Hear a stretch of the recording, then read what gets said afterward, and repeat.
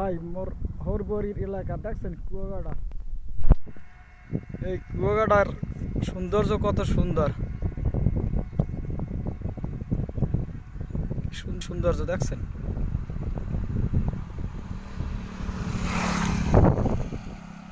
এগুলো বিল ওগুলো বিল, এখন হরবরি বানাইছে খালি তরমুজ খাওয়ার জন্য আর ইলিশ মাছ খাওয়ার জন্য।